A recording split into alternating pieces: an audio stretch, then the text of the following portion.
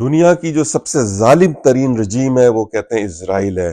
اسرائیل کے بعد میں سمجھتا ہوں کہ دنیا کا سب سے ظالم ترین رجیم اور حکومت جو ہے وہ پاکستان کی ہے، جس نے اپنے اتنے ہر دل عزیز لیڈر کو، عمران خان جیسے بندے کو، جس نے پاکستان کا نام دنیا میں روشن کیا، جس نے پاکستان کو پہچان دی۔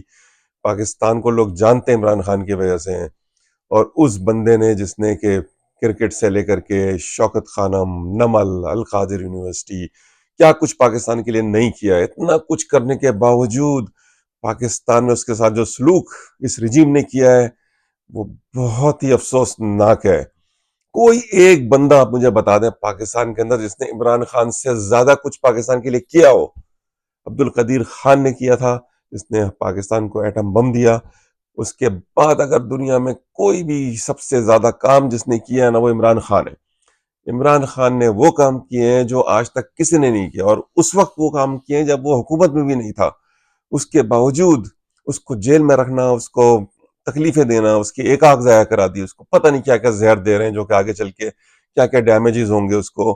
اور اتنے ظالم لوگ دنیا میں کہیں نہیں ہو سکتے، اور جو حرکتیں ہوئی ہیں اس کے ساتھ، میں سمجھتا ہوں کہ یہ ایک بہت بڑی ناانصافی ہے۔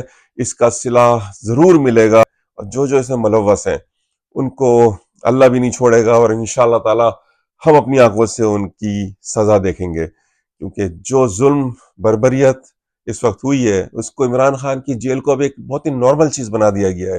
یعنی کہ ایک ایسا بندہ جس نے کوئی جرم نہیں کیا، کوئی بکواس، کوئی چوری، کچھ نہیں، کسی کام میں اس کا نام نہیں ہے، لیکن ہر دنیا کے کیسز اس پہ ڈال دیے گئے ہیں، اور اب کوئی اس کے بارے میں بولتا بھی نہیں ہے۔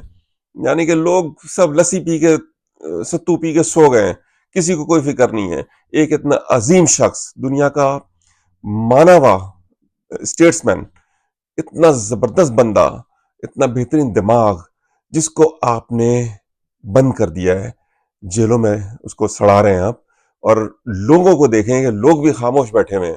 اس کی پارٹی کے لوگ لعنت ہے ان سب پہ، جنہوں نے ایک کام اس کے لیے، رہائی کے لیے نہیں کیا ہے۔ اور مجھے بہت ہی افسوس ہے کہ اس عظیم شخص کو پاکستان میں کس قسم کی فسطائیت کا سامنا کرنا پڑ رہا ہے۔